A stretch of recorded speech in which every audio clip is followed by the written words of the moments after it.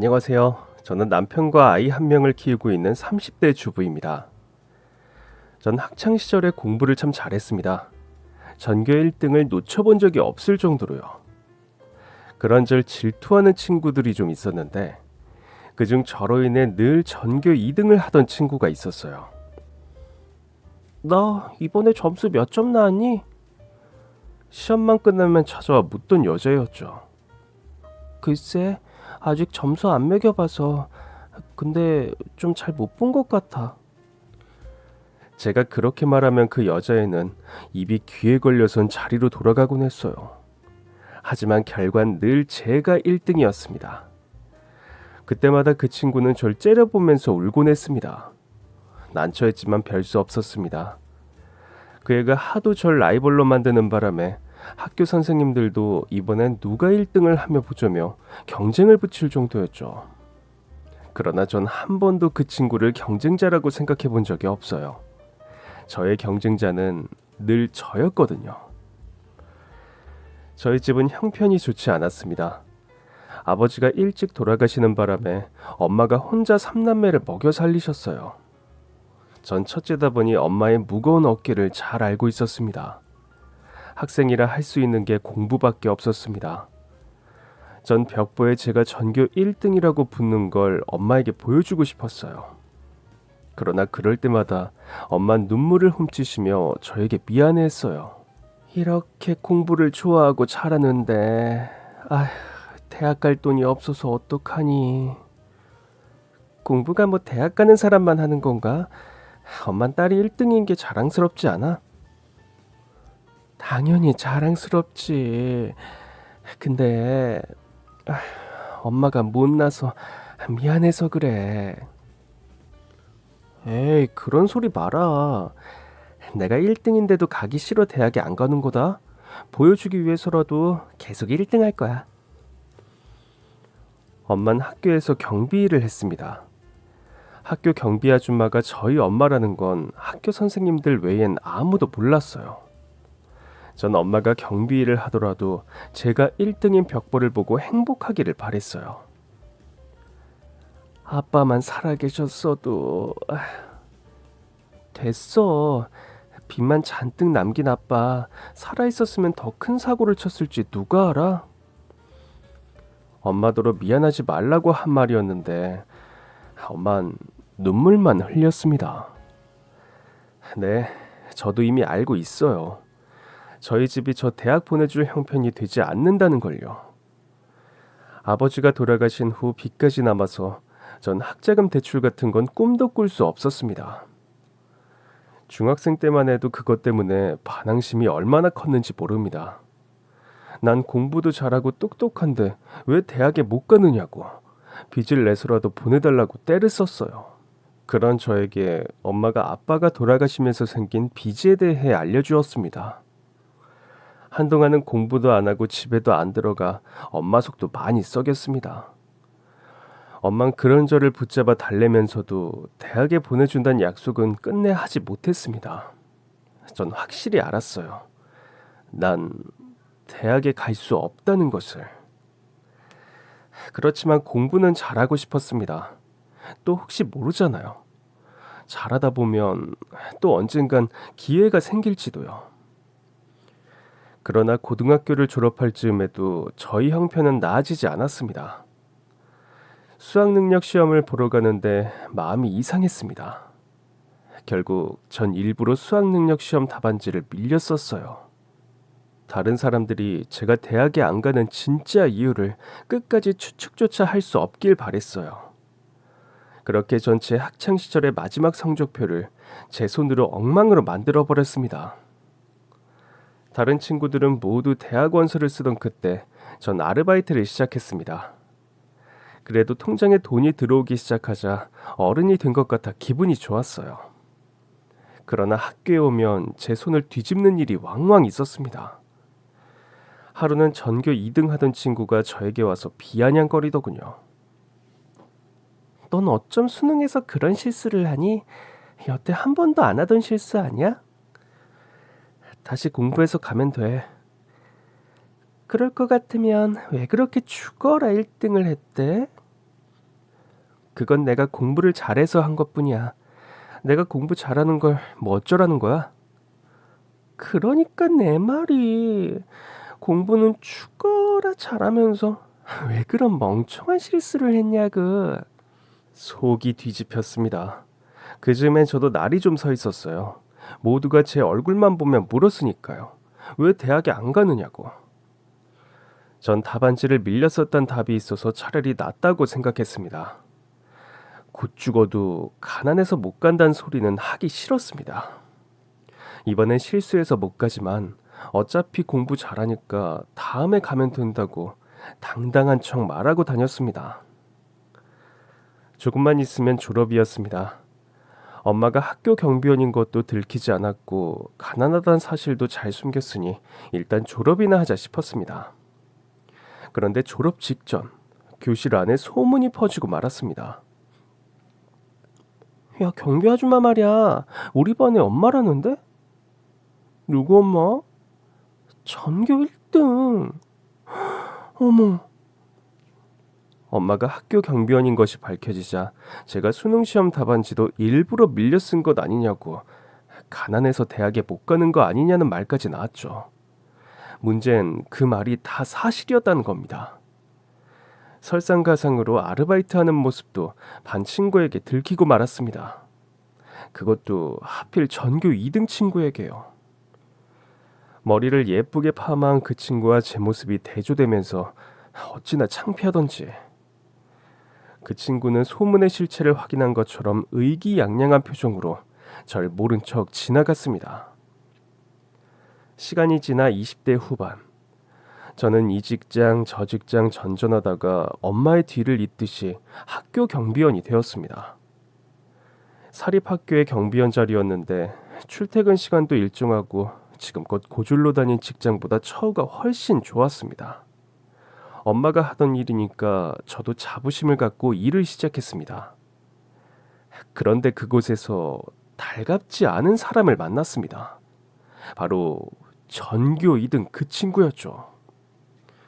그녀는 절 볼 때마다 묘하게 경멸하는 표정을 지었지만 아는 척은 하지 않았습니다. 마침 그곳에서 지금의 남편도 만났던 터라 그 애의 존재가 버겁진 않았어요. 남편은 학교시설 관리직에 있던 사람이었는데 저에게 첫눈에 반했다더군요. 우린 연애를 시작했고 결혼하기로 결심했습니다. 시부모님께 인사를 드리러 가는 날 엄청나게 긴장했습니다. 제가 내세울 게 없어서 더 그랬어요. 사실 직전에 엄마가 재혼을 하셨는데 예비 시부모님께는 괜한 흠이 될 수 있다며 비밀로 했습니다. 그래서 상견례 자리에도 엄마 혼자 나오셨죠. 다행히 시부모님은 저희 결혼을 반대하지 않으셨습니다. 아니, 정확히는 큰 기대가 없어 보였달까요? 제가 알기론 남편은 시댁의 장남이었거든요. 좀 이상하다 싶긴 했지만 살면서 상처를 워낙 많이 받은 터라 안도했습니다. 결혼 준비는 빠르게 진행됐어요. 그러나 시어머니는 결혼에 관해 전화 한 통이 없으셨죠. 늘 제가 먼저 전화를 해서 이것저것 물었지만 대답은 늘 한결같았습니다. 니들이 알아서 하라는 것이었어요. 결혼식장은 꽤 좋은 곳을 얻었는데 결혼식 날에서야 직장에 와본 시어머니가 깜짝 놀라시더라고요. 너희 벌이에 뭐 이렇게 거창한 데를 얻었어? 아, 엄마가 도와주셨어요. 한 번 하는 결혼인데 좋은 곳에서 하라고. 없는 돈을 쓸데없이도 쓰는구나. 너희 어머니도 학교 경비원 출신이시라며? 예? 학교 경비원도 집안 내력이니? 검사, 의사, 교사 같은 사자 돌림 집안은 봤어도 학교 경비원 집안은 처음 본다 얘. 신부 대기실이었습니다. 전 뺨이라도 한 대 얻어맞은 것처럼 얼얼했어요. 지금껏 밥 한 끼 사주신 적 없던 분이 결혼식 날 대뜸 저희 모녀에게 모욕을 주는데 성질 같아선 되받아치고 싶은 걸 꾹 참았습니다. 당신 아들은 뭐 대단하냐, 그렇게 대단했으면 날 만났겠냐 그러면서요. 근데 그게 결국 제 욕이더라고요. 그만두자 싶었죠. 좋은 날인데 내가 주인공인 날인데 신경 쓰지 말자고 생각했어요. 그런데 더 놀라운 일이 벌어졌습니다. 시댁 식구들이 신부 대기실로 절 보겠다며 찾아왔습니다. 모든 식구를 본 건 그때가 처음이었어요. 여러 번 일가 친척이 모인 자리에서 인사를 드리겠다고 했는데 시어머니는 한사코 그럴 것 없다며 거절하셨거든요.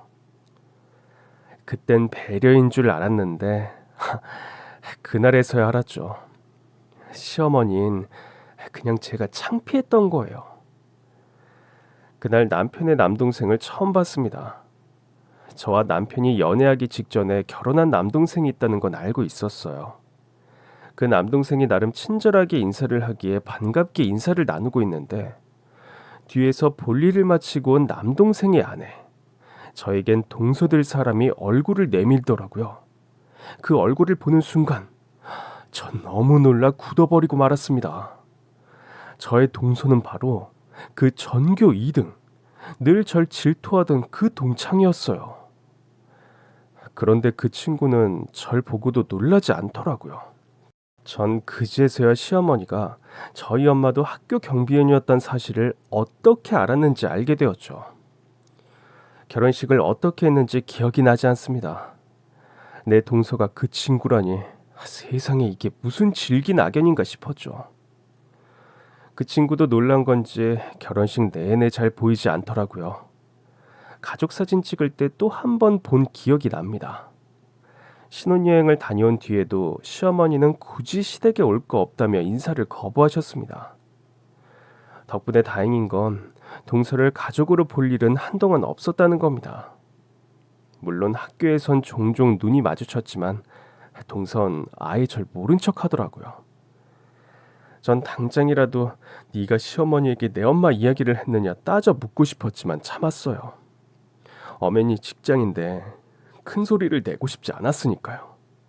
절 경멸의 시설로 안 보는 걸 다행이라 여겨야 할지, 그래도 이제 가족인데 아예 무시하는 걸 더 섭섭해야 할지 모르겠더라고요. 저도 에라 모르겠다, 모른 척하고 지냈습니다. 어느덧 결혼 후 첫 명절이 다가왔습니다. 시어머니는 명절에도 뭐 굳이 오냐는 식으로 말씀을 하시더라고요. 제가 3번 전화를 걸면 한 번 받는 식이셨습니다. 그래도 그건 너무 예의가 아닌 것 같아 갔어요. 남편은 굳이 오지 말라는데 뭘 가냐는 식이더라고요. 당신은 내 입장은 생각도 안 하지. 어머니가 나 마음에 안 들어 하시는 거 알아. 그래도 명절에도 안 가는 건 좀 그렇잖아. 당신이라도 갈 생각을 해야지. 내가 당신 집에 당신을 끌고 가야겠어? 나도 별로 안 가고 싶어서 그래. 왜? 그러나 남편은 대답이 없었습니다. 무슨 사연이 있는 것 같긴 했으나 그즈음 아이가 생기면서 잊고 지냈어요. 남편도 무척 기뻐했습니다.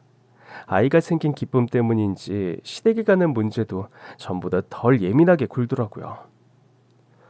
명절이다 보니 동서와의 불편한 만남은 예정된 수순이었습니다. 시댁에 들어가는데 동서네 식구는 벌써 와 있더라고요. 들어가자마자 시어머니에게 한 소리를 들었습니다. 얘, 네가 무슨 주인공이라도 돼? 왜 이렇게 늦게 오니? 어머니, 저희가 뭐 그렇게 늦었다고 핀잔을 주세요? 시어머니의 한마디에 남편이 바로 받아치더라고요. 속으로 내심 통쾌했지만 남편을 말렸습니다. 여보, 어머님께 예의 없이 그게 뭐야? 우리가 가장 늦은 건 맞네. 어머니 죄송해요. 제가 요즘 잠이 많아져서. 마침 임신 사실을 알리기 좋은 타이밍이다 싶었죠. 이 사람 임신했어요. 스트레스 받으면 안 되니까 잔소리하지 마세요. 남편의 말에 시어머니는 어이가 없다는 듯 콧방귀를 뀌었습니다. 애 가지면 늦게 와도 된다고 누가 그러든? 그러니까 내가 니들 오지 말랬잖아. 올 거면 제때제때 째깍째깍 오든가. 네 마누라만 애 가진 줄 알아? 시어머니는 동서의 어깨를 다정하게 감싸며 말했어요. 우리 새애기도 임신했다. 그런데도 나 힘들까봐 일찌감치 와서 일도 돕고 말동무도 해주고. 내가 이러니까 니들 노는 걸 안 달가워하는 거야. 언제 부른 적도 없으면서 마치 불렀는데도 매번 이런 식이라는 듯 말하더라고요. 기가 찼지만 동서까지 임신이라니 생각지도 못한 소식에 당황했습니다. 그날 결국 음식 준비며 설거지까지 모든 건 제 몫이 됐습니다. 정신을 차리고 보니 제가 다 하고 있더라고요.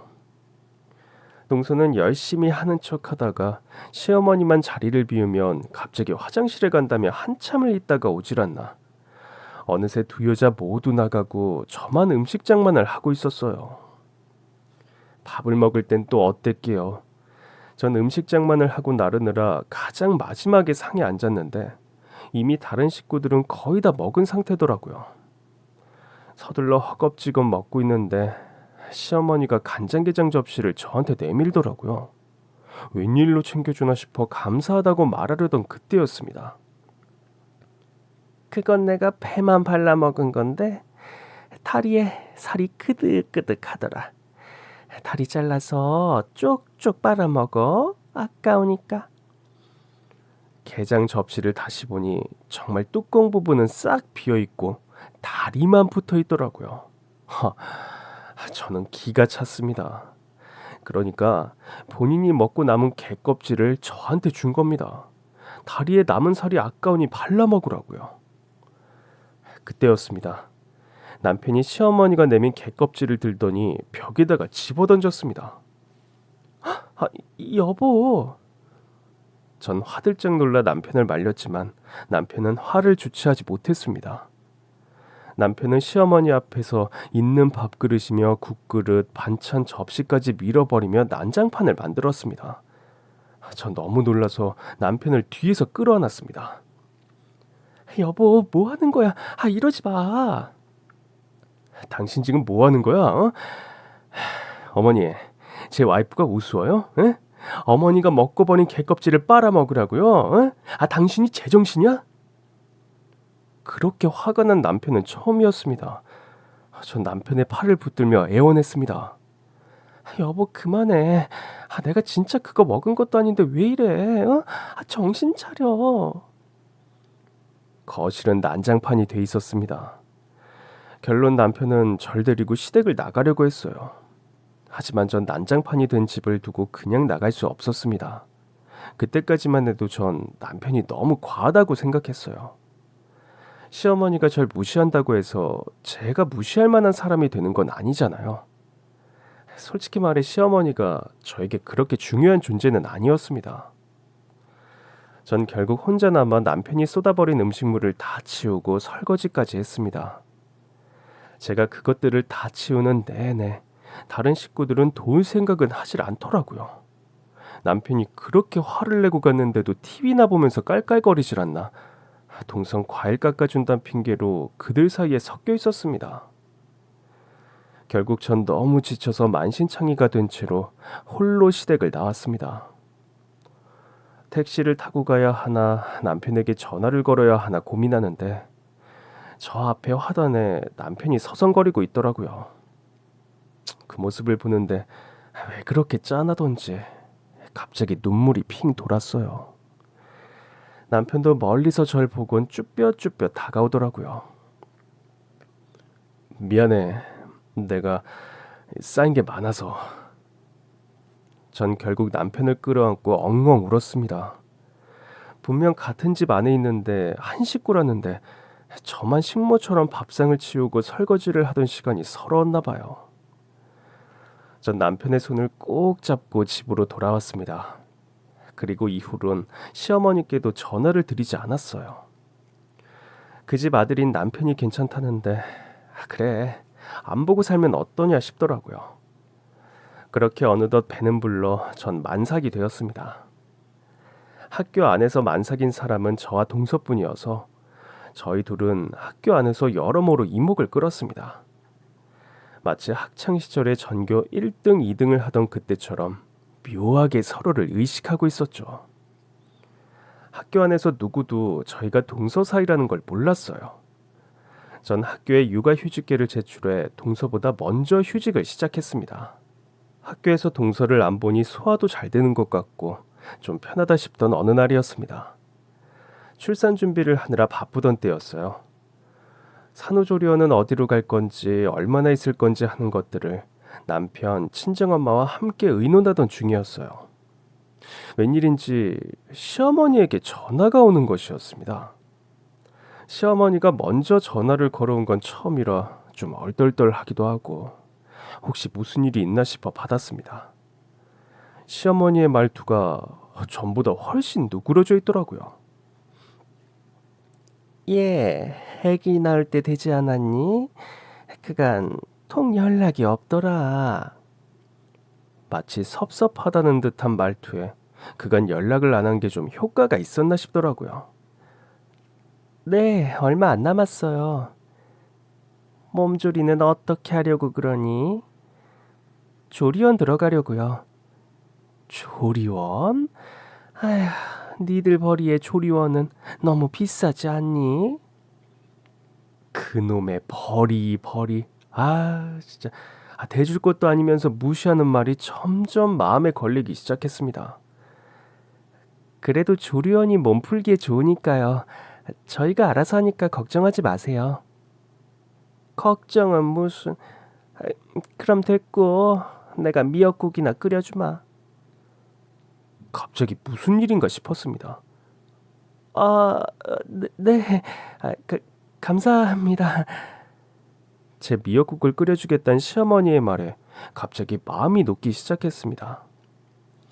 전처럼 좀 더 살갑게 대해드려야 하나 싶기도 하고 갑자기 변한 시어머니의 태도에 어떻게 해야 할지 모르겠더라고요.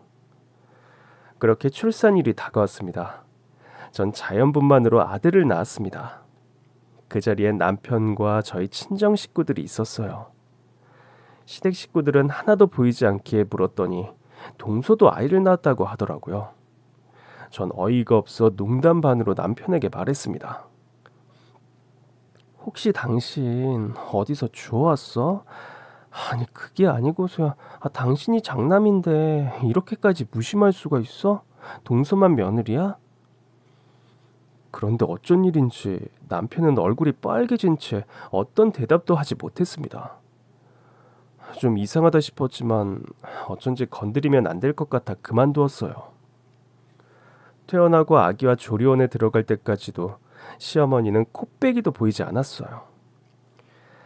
미역국을 끓여준다 할 땐 언제고 전 남편과 함께 조리원으로 향했습니다. 출산 전부터 남편은 조리원에 함께 있고 싶어 했지만 전 반대였어요. 조리원에서 알아서 다 해줄 텐데 당신이 있으면 더 신경 쓰인다고 나 혼자 편히 쉬겠다고 했죠. 조리원에서의 첫날, 남편이 돌아간 뒤 전 정말이지 오랜만에 혼자 쉬었습니다. 은근히 좋더라고요. 그리고 다음날, 전 조리원 안을 산책하다가 시어머니를 발견했습니다. 처음엔 제가 잘못 봤나 했어요. 시어머니는 그때까지도 전화 한 통, 문자 한 통이 없었습니다. 그런데 조리원에 와 있다니 남편에게 듣고 오신 건가 싶던 그때였습니다. 동서가 곁에 있더라고요. 동서가 같은 조리원에 있는 줄은 꿈에도 몰랐습니다. 시어머니와 동서는 어찌나 다정하던지 누가 보면 엄마와 딸인 줄 알겠다 싶을 정도였죠. 시어머니는 동서를 꼭 안아준 뒤 조리원을 나가는 듯 했습니다. 전 기가 차서 그 모습을 멍하니 보고 있었어요.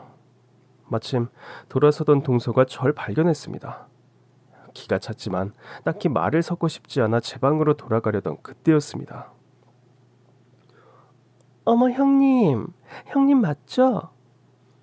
모른 척 묻는데 어찌나 얄밉던죠. 전 마지못해 동서를 돌아봤습니다. 동서도 여기 있는 줄 몰랐네.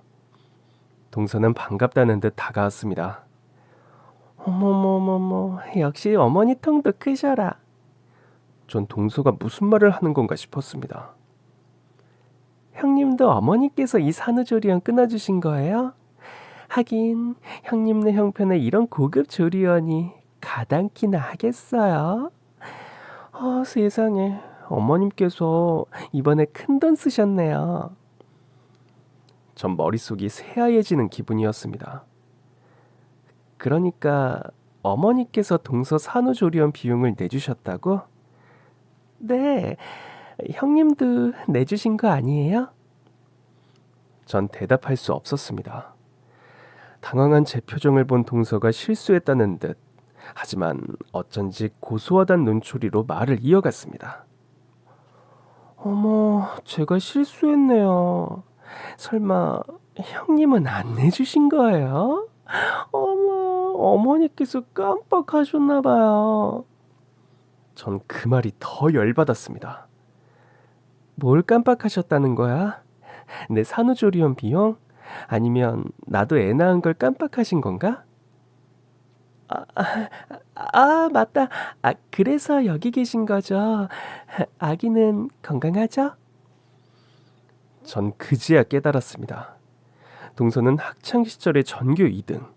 그 여자애와 조금도 다르지 않다는 걸요. 말로만 형님, 형님 하면서 여전히 절 견제하고 약 올리고 있었어요. 그러나 그땐 제가 1등이었지만 지금은 그녀는 학교 교사, 전 학교 경비원이라는 차이가 있었죠. 전 화를 꾹 참으며 말했습니다. 아주 건강해. 그러고 보니 동서 아이는 딸이라며? 예쁘겠네. 어머, 제 소식은 들으셨군요. 그럼 그래도 한 식구인데 아기를 낳았는지 뭘 낳았는지 정도는 알며 살지. 그게 도리니까. 형님도 참 섭섭하셨구나. 제가 워낙에 바빴어야죠. 전 학교 교사잖아요. 육아휴직 전까지 처리할 것도 너무 많은데다 휴직하자마자 출산까지 하느라 정신이 없었어요. 형님이야 뭐 인수인계할 만한 일도 아니고 아무나 할 수 있는 일이니까 그냥 육아휴직에 딱 내고 오셨겠지만. 말에 씨가 가득 담겨 있다는 걸 알았지만 꼭 참았습니다. 산후조리원에서 얼마 전에 출산한 산모 둘이 머리채 잡고 싸울 순 없잖아요. 가서 쉬어. 좀 피곤하다. 저기 형님, 근데 이쯤에서 마무리하고 가려는데 동서가 절 붙잡았습니다. 뭐, 또 할 말이 뭔데? 동서가 저에게 한 발, 두 발 더 가까이 다가오더니 귀에 가까이 대고 말했습니다. 개같이 학교나 지키는 주제에 아들 낳았다고 유세 떨 건 아니지? 순간 온몸에 소름이 돋았습니다. 가까이 선 동서의 눈빛은 학교에서 절 경멸에 차보던 그 눈빛과 똑같았습니다. 가슴이 부글부글 끓었습니다. 너 지금 뭐라고 했니? 동서는 비열한 미소를 지으며 말했습니다. 제가 뭐라고 했다고 이러세요? 증거 있어요? 전 기가 찼습니다. 동서, 아들 낳은 게 유세인 시대는 아니잖아. 왜 넌 아직도 나한테 열등감을 느끼니? 내가 아무리 학교 경비원이고 네가 교사여도 도저히 전교 1등 못한 건 해소가 안 돼? 그 순간 동서는 제 머리칼을 휘어잡았습니다. 순식간에 산후조리원 복도는 아수라장이 됐어요. 직원들이 달려와 저희를 말렸지만 저도 동서의 머리카락을 야무지게 휘어진 상태였습니다. 이거 놔 이년아. 네가 먼저 놔. 결국 저와 동서는 서로의 머리카락을 한 움큼씩 뽑은 뒤에야 서로에게서 떨어졌습니다. 그것도 산후조리원 직원들이 겨우 힘으로 떼어낸 것이었어요. 그날 밤 산후조리원에 들른 남편을 붙잡고 엉엉 울었습니다. 그리고 처음으로 학창시절부터 이어진 동서와의 관계에 대해 털어놓았어요. 남편도 화들짝 놀라더라고요. 남편에게라도 동서와의 관계를 털어놓자 마음이 좀 후련했습니다. 다음 날부터 산후조리원 직원들은 저와 동서가 만나지 않게 하려고 무척 신경을 쓰더라고요. 그날 제 방에 시어머니가 찾아왔습니다. 아기 모유를 준 뒤 잠에서 막 깬 참이라 정신이 없던 때였어요. 시어머니의 손엔 큰 보온병이 2개 들려 있었습니다. 내가 정신이 없어서 이제야 왔다. 몸은 좀 어떠니? 아들이라며? 동서를 돌보느라 정신이 없었겠지 싶어 대꾸도 하고 싶지 않았습니다. 제가 별말 없이 있는데도 상관없다는 듯 시어머니는 보온병 하나를 침대 옆 테이블에 올려두었습니다. 옛다, 내가 끓여주겠다고 한 미역국. 시어머니는 방 안을 둘러보더니 말했습니다. 아니, 이 방이 더 크네. 너 도대체 돈이 어디서 썩어나서 이 비싼 산후조리원에 들어온 거니? 아휴, 됐다. 지들 없는 돈 털어 쓴다는데 내가 무슨 상관이야? 에휴.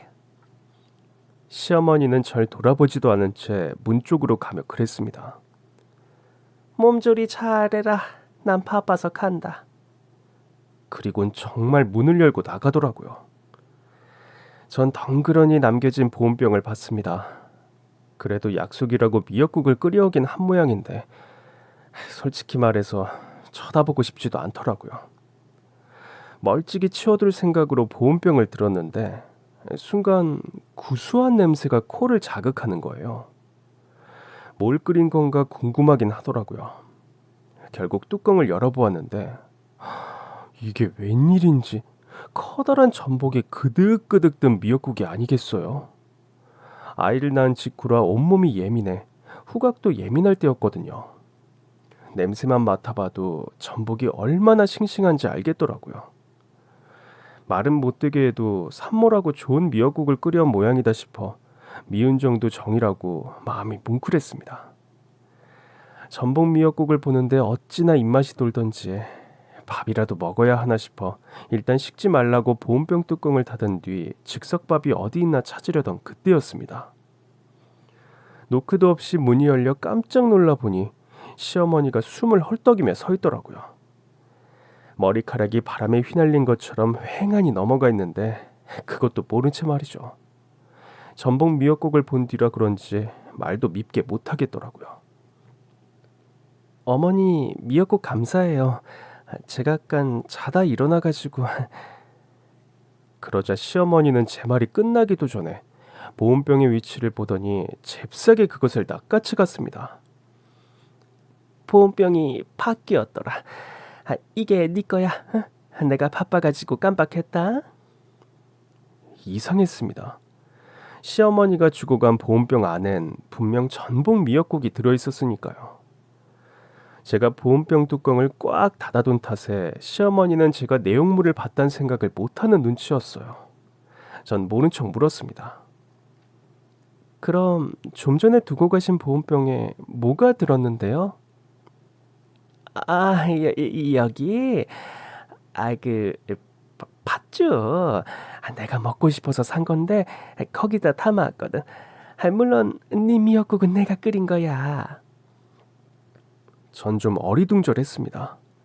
아무래도 시어머니가 보온병을 착각하는 것 같아 방금 주신 게 미역국이 맞다고 말하려던 차였습니다. 나 간다. 시어머니는 뭐가 그렇게 급한지 냉큼 또 나가버렸어요. 전 결국 보온병을 들고 시어머니를 따라 나갔습니다. 그리고 문을 연 순간 저 앞에서 시어머니가 동서에게 저에게 주었던 보온병을 내미는 모습을 봤어요. 분명 팥죽이라고 했는데 동서가 팥죽이 먹고 싶다고 했던 건가 싶었죠. 그런데 뭔가 이상했습니다. 동서도 산모인데 굳이 팥죽을 사다 줬을까 싶은 거예요. 정말 사다 준 건지 말이나 그렇게 하는 건지 궁금해서 방으로 돌아와 보온병을 열어보았습니다. 그런데 이게 웬일인지 그 보온병 안에도 미역국이 들어있었습니다. 그러나 그 미역국 안에는 전복 같은 건 없었어요. 그리고 냄새를 맡는데 단박에 알겠더라고요. 인스턴트 미역국이라는 걸. 냄새가 얼마나 자극적이던지 전 이내 보온병 뚜껑을 닫아버렸습니다. 그리고 이내 멍해졌어요. 그러니까 시어머니는 보온병을 착각한 게 아니었던 거죠. 전복이 그득그득 든 그 미역국은 동서를 위해 끓여온 것이었고 저에게 줄 미역국은 인스턴트 미역국이었던 겁니다. 지금껏 시어머니에게 사랑 못 받는 게 그렇게 한스럽지 않다고 생각했는데 정말 서러워서 눈물이 펑펑 나더라고요. 제가 학교 경비원이어서 직업이 별 볼 일 없을 뿐이지 뭐 그렇게 잘못한 게 있나 싶었어요. 그게 마음에 안 들면 애초에 결혼을 반대라도 하든가 무관심한 투로 일관하더니 교사인 동서에겐 비싼 산후조리원 비용은 물론 정성 가득한 전복 미역국을, 저에겐 인스턴트 미역국 하나 달랑 끓여다주는 시어머니가 너무 미웠습니다. 너무 화가 나서 남편에게 전화를 걸었습니다. 이야기를 들은 남편이 퇴근 후 바로 산후조리원으로 왔어요. 전 남편을 끌어안고 울었습니다. 남편은 자신이 전복 미역국을 끓여주겠다며 절 달래더라고요. 전 결국 웃고 말았습니다. 다음날 남편은 정말 싱싱한 전복이 그득그득 든 미역국을 끓여왔어요. 맛이 너무 좋아서 혹시 사왔느냐 물으니 사실은 저희 친정엄마가 끓여주셨다고 하더라고요. 전 친정엄마가 저보다 재혼한 새아버지랑 시간을 보내길 바랬어요. 그래서 산후조리원도 오실 것 없다고 한사코 말렸는데 그 일을 엄마도 알게 된 건지 그날 이후 엄마가 맛있는 음식을 해서 자주 산후조리원을 오갔습니다. 내 사람들이 적극적으로 절 돌보자 저도 비로소 안정을 되찾을 수 있었습니다. 전 아이와 함께 건강하게 집으로 돌아왔습니다. 돌아온 뒤에도 친정엄마는 비싼 재료를 쓴 미역국이며 반찬을 열심히 해다 주셨어요. 이제 그만해도 된다고 해도 계속 해다 주셨어요. 제 얘기를 새아버지도 들으신 건지 새아버지도 집에 자주 오셨어요. 오셔서 위로도 해주시고 아이도 돌봐주시면서 오히려 새아버지와 더 가까워지게 되었습니다. 그 사이 육아휴직 기간도 끝나가고 있었습니다. 그즈음 시어머니에게서 또 연락이 왔어요. 제 카톡 프로필을 보신 건지 애가 많이 자랐다면서 한번 집에 들르라고 하시더라고요.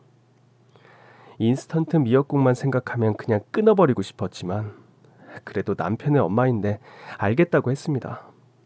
남편에게 말했더니 남편이 노발대발 하더라고요. 그 집엔 뭐하러 또 가? 그 집이 남의 집이야? 당신 집이잖아. 그래도 어떡해. 미우나 고우나 가족인데. 남편은 한숨을 내쉬었습니다. 결국 남편은 제 성화에 못 이겨 함께 시댁으로 향했어요. 제 손엔 시어머니가 주고 간 보온병이 들려 있었습니다. 시댁에 가보니 아니나 다를까 동서도 와 있더라고요. 아직 어린 아기한테 불편할 정도로 장식이 많은 옷을 입혀놨더라고요. 저희 아기는 순면으로 된 깔끔한 옷을 입고 있었어요. 동서는 제 아이를 보더니 콧방귀를 끼더군요. 마치 제 아기가 더 화려한 옷을 입었다고 승리라도 한 듯한 태도였어요. 전 시어머니에게 보온병을 내밀었습니다. 뭘 담아온 거니? 아이, 보온병이 왜 이렇게 무거워? 시어머니는 그것을 보는 둥 마는 둥 봤더니 식탁에 대충 올려놓더라고요. 전 시어머니에게 그것이 뭔지 정확하게 설명했습니다. 어머니께서 좋아하신다는 팥죽이에요. 지난번에 미역국 감사해요. 시어머니는 그제야 보온병에 관심을 갖기 시작했습니다. 그래? 나 웬만큼 잘하는 집 아니면 안 먹는데. 전 의기양양하게 말했습니다. 잘하기로 판명이 난 곳에서 만든 거예요.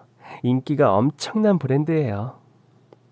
시어머니의 눈이 휘둥그레지더니 냉큼 보온병을 열었습니다. 그리고는 냉큼 숟가락으로 한 숟가락을 떠서 입에 넣더라고요. 팥죽을 맛본 시어머니의 표정이 일그러졌습니다. 이게 인기 많은 집 거라고? 예, 내가 안 먹어본 팥죽이 없는데 너 지금 장난하니? 어? 이거 인스턴트 팥죽이잖아. 어머, 어머니 역시 단박에 알아보시네요. 역시 어머니께서 좋아하실 줄 알았어요. 내가 이걸 좋아하는 걸로 보이냐? 너 진짜 돌았어? 시어머니한테 직접 팥죽을 쏘지 못할 망정 인스턴트 팥죽을 갖다 줘? 너 내가 이런 싸구려나 먹는 사람인 줄 알아? 아유 진짜 누가 싸구려 아니랄까봐 어디 감히 이런 걸. 시어머니는 보온병을 싱크대로 가져가더니 그대로 개수구에 처박았습니다. 그래도 화가 안 풀리는지 저에게 와선 삿대질까지 하며 그러더라고요. 이 싸가지 없느냐. 장난질을 해도 유분수지. 내가 네 친구야? 당장 꺼져. 어여 개처럼 학교나 지켜. 그 순간 동서가 저에게 했던 똑같은 말이 떠오르더군요. 둘이 모여 절 두고 같은 소리를 하는 모양이었습니다. 동서와 저와 시어머니의 싸움을 재밌다는 듯 보고 있더군요. 그때였습니다. 시어머니가 제 뺨을 때리려고 손을 번쩍 들어올렸습니다. 전 놀라서 눈을 질끈 감았죠. 그리고 곧이어 찰싹하는 소리가 났어요. 하지만 제 뺨에선 아무 느낌도 없었죠. 이상해서 눈을 떴을 때 시어머니가 제 뺨을 움켜쥔 상태로 바닥에 주저앉아 있는 것을 보았습니다. 아니, 호리 자식, 너희 자식 키워준 은혜도 모르고 나한테 손찌검을 해? 이게 아주 정신이 나간 거 아니야? 뺨을 때린 건 남편인데 얼굴은 남편이 더 시뻘개져 있었습니다. 키워준 은혜? 방금 애 낳은 사람한테 먼저 인스턴트 미역국 끓여다 준 게 누군데? 시어머니는 씩씩거리며 자리에서 일어났습니다. 아, 너 지금 그것 때문에 이러는 거야? 그래서 네 와이프가 나한테 인스턴트 팥죽 끓여서 쇼를 한 거구나. 내가 미역국을 끓일 줄 알면 그렇게 했겠니?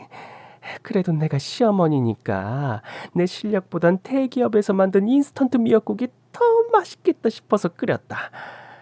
그게 그렇게 잘못된 거냐? 요즘 인스턴트가 얼마나 잘 나오는데. 저는 기가 찼습니다.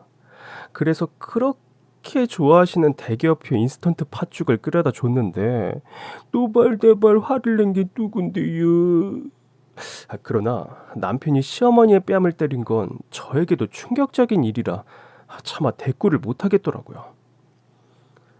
당신, 그리고 재수씨, 남편은 시어머니와 동서를 가리켰습니다. 후회할 줄 알아. 이 사람이 누군지 알아? 시어머니와 동서는 동시에 어이없다는 듯 코웃음을 터뜨렸습니다. 그게 누구긴. 개처럼 학교나 지키는 경비원이지. 동서는 대꾸할 가치도 없다는 듯 비웃을 뿐이었습니다. 재수씨 다니는 학교 이사장이 누군지 압니까? 예? 당연히 알죠. 이사장님을 모를 리가 있나요? 그분이 바로 우리 와이프 새아버지입니다. 그 순간 시어머니와 동서는 눈이 휘둥그레진 채로 서로를 보더라고요. 당신들 후회하게 될 겁니다. 남편은 제 손을 잡더니 현관으로 향했습니다. 전 남편을 따라 신발을 신으며 뒤를 돌아봤습니다. 그랬더니 시어머니와 동서가 절 보면서 벌벌 기고 있더라고요. 전 난처했습니다. 일단 남편을 따라 나오긴 했는데 이 일을 어쩌나 싶더라고요. 전 아파트 앞에서 남편의 손을 놨습니다. 여보, 잠깐만. 아무리 그래도 그렇지 나랑 상의도 없이 새아버지 정체를 밝히면 어떡해. 난 새아버지가 누구든 별개로 내 일하면서 살고 싶다고 했잖아. 언제까지 비밀로 할 건데. 저 사람들 벌벌 기는 거 봤지? 저 사람들에겐 그게 매야. 지위로 눌러버려야 한다고. 여보, 그래도 이건 아니야. 어떻게 어머니 뺨을 때릴 수가 있어. 뭐 어때? 그 사람 내 친어머니 아니야. 뭐? 나 어릴 때 우리 아버지랑 바람나서 들어온 여자야. 저 여자 때문에 친어머니는 화병으로 돌아가셨어. 처음 듣는 이야기였습니다. 정말이야? 왜 그걸 이제 말해? 그제야 모든 상황이 이해가 갔습니다. 장남인 남편에겐 관심도 없던 시어머니, 마찬가지로 그런 시어머니에게 정없이 굴던 남편, 무슨 이런 일이 다 있나 싶었죠. 내가 자라면서 저 여자한테 얼마나 뺨을 맞은 줄 알아? 내가 지 아들 걸 뺏었다는 둥 때렸다는 둥 온갖 혐의를 뒤집어 씌우면서 자기 스트레스 받을 때마다 내 뺨을 때리며 살던 여자야. 나 저 여자 보기 싫어서 20살도 되기 전에 나와서 살았어. 뭐 집안 보조 다 끊겼지만 그래도 난 그게 더 좋았어. 남편은 울면서 제 손을 잡았습니다. 당신 처음 만나고 공부도 잘하는 사람이 가난해서 대학 못 갔다는 얘기 들었을 때 내 얘기 듣는 줄 알았어. 나도 공부를 진짜 잘했거든. 근데 내가 성적을 잘 받아올 때마다 그 여잔 내 뺨을 때렸어. 자기 아들보다 내가 공부 잘하는 게 배가 아파서. 내가 대학도 못 가고 학교시설 관리직으로 일하는 걸 알고 나서야 그때 나한테 연락이 오더라. 이제 그만 집에 한 번씩 오라고. 지 아들은 이제 선생이다 이거지. 남편의 이야기를 듣는데 저도 눈물이 쏟아졌습니다. 그렇게 우리 부부는 한참을 부둥켜 안고 울었습니다. 다 울고 난 뒤 남편이 저에게 부탁했어요. 우리 이제 참지 말고 장모님 장인어른에게 말씀드리자. 우리도 이제 아이 키우는 부모라지만 우리도 우리 편이 돼줄 부모가 여전히 필요하잖아. 전 결국 남편의 설득에 고개를 끄덕였습니다. 실은 저도 힘들었거든요. 새아버지와 재혼한 후 엄만 비로소 일을 관두고 살림을 하며 살고 있었습니다. 당분간이라도 자식 걱정 없이 남편 그늘에서 좀 편하게 살았으면 했어요. 새아버지는 저에게 몇 번이고 학교 경비 말고 행정실이나 이사장 비서로 근무하며 경력을 좀 쌓으라고, 그 뒤엔 이사직을 주시겠다고 늘 말씀하셨거든요. 물론 남편에게도 마찬가지로 좋은 제안을 해주셨고요. 하지만 전 그게 엄마에게 짐이 될까봐 받고 싶지 않았어요. 친정으로 돌아가는 길 남편이 말했습니다. 난 이대로 사는 게 좋아. 그러니까 당신만 좀 더 편하게 살았으면 좋겠어. 적어도 그 여자랑 재수 씨가 당신 무시하지 않게. 그렇게 친정에서 그간의 일들을 털어놓자 엄마는 눈물을 흘리셨습니다. 딸이 그런 대우를 받고 살았다는데 서럽지 않은 부모가 어디 있겠어요. 새아버지도 표정이 딱딱하게 굳으시더니 저에게 강압적으로 말씀하셨어요. 이제 넌 내 딸이야. 더는 내 제안 거절하지 마라. 그리고 복직할 땐 내가 행정실 자리 줄 거야. 근데 일단 시작은 말단 자리부터야. 대신 이력서 넣어. 처음엔 월급도 경비직보다 적을 거다. 하지만 차근차근 경력 쌓아. 그렇게 경력 쌓아 놓으면 지금 내 자리 너한테 줄 테니까. 새아버진 금수저 집안에서 태어나 지금껏 미혼으로 사신 분이었어요. 자식이라곤 엄마와 재혼을 통해 만난 저뿐이었습니다. 전 새아버지의 자리 같은 건 생각에도 없었어요. 다만 행정실 말단 직원부터 시작하란 새아버지의 제안엔 감사히 고개를 숙였습니다. 며칠 뒤 학교로 복직을 했습니다. 교문을 들어가 경비실이 아닌 학교 건물로 걸어가는데 누군가가 뒤에서 제 어깨를 잡더라고요. 깜짝 놀라 돌아보니 동서였습니다. 형님. 눈물까지 그렁그렁해선 저에게 벌벌 기더라고요. 동서는 제 팔을 이끌고 건물 뒤편으로 데리고 가더니 무릎을 꿇었습니다. 형님, 제가 그동안 정말 잘못했어요. 늘 형님이 1등이셨잖아요. 그래서 제가 늘 열등감이 있었어요. 늘 1등이셨던 형님이 저 좀 봐주세요. 전 얘가 왜 이러나 싶었습니다. 너 진짜 왜 이러니? 누가 보면 내가 네 목숨줄이라도 쥐고 있는 줄 알겠다. 동서는 두 손까지 싹싹 빌며 말했습니다.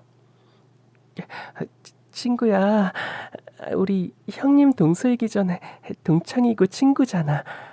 나 임용시험 다 떨어지고 겨우 사립학교 들어왔어. 근데 나 재계약 안 될 것 같아. 전 의아했습니다. 사립학교 교사도 정년이 보장되는 자리였기 때문입니다.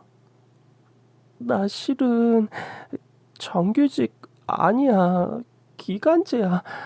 그동안 계속 재계약해 주셔서 겨우겨우 다니고 있었는데 이번에 재계약이 어려울 것 같다는 연락을 받았어. 네가 새아버지한테 말 좀 잘해주면 안 될까? 우리 가족이잖아. 가족 같은 소리를 하고 있네 싶었습니다.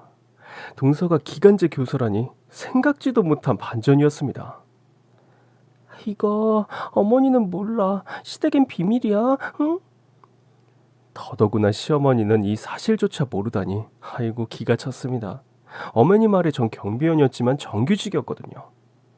전 남편에게 이 사실을 말했고 남편도 어이가 없다는 듯 웃었습니다. 그러나 곧 우리의 화제는 바뀌었어요. 오늘 행정실 첫 근무는 어땠어? 어색했지 뭐. 그래도 열심히 배우려고. 아직 말단이지만 작은 일부터 차근차근 하는 건 자신 있어. 아이고, 우리 마누라 기특하네. 당신은 정말 계속 시설 관리직 할 거야? 그럼 나는 내 일에 만족해. 보람도 있고. 우와, 우리 남편 대견하네. 그렇게 저희 부부는 똘똘 뭉쳐 서로를 의지하고 응원하며 살고 있습니다. 친정에도 자주 가면서 즐거운 시간도 보내고 있고요. 아이도 무럭무럭 건강하게 자라고 있으니 힘든 시간을 이겨낸 보람이 있는 나날이다 싶습니다. 시어머니와 동서는 어떻게 지내고 있냐고요? 뭐 알아서들 잘 지내겠죠. 대신 여전히 똘똘 뭉쳐 지내는지는 모르겠지만요. 동서는 결국 재계약에 실패했거든요. 알고 보니 그간에도 실력이 너무 없어서 윗사람에게 몰래 뒷돈이나 쥐어주며 겨우 자리 보존을 하고 있었더라고요. 그게 걸리는 바람에 빼도 박도 못하게 퇴출당했더라고요. 동서도 둘째를 낳을 땐 시어머니에게 인스턴트 미역국을 받게 될까요? 그러나 그들이 인스턴트 팥죽을 먹든 미역국을 먹든 무슨 상관이겠어요. 중요한 건 제 하루는 오늘도 성실하고 행복하게 잘 흘러가고 있다는 겁니다. 그럼 지금까지 제 긴 사연 들어주셔서 정말 감사합니다. 오늘도 행복한 하루 되세요.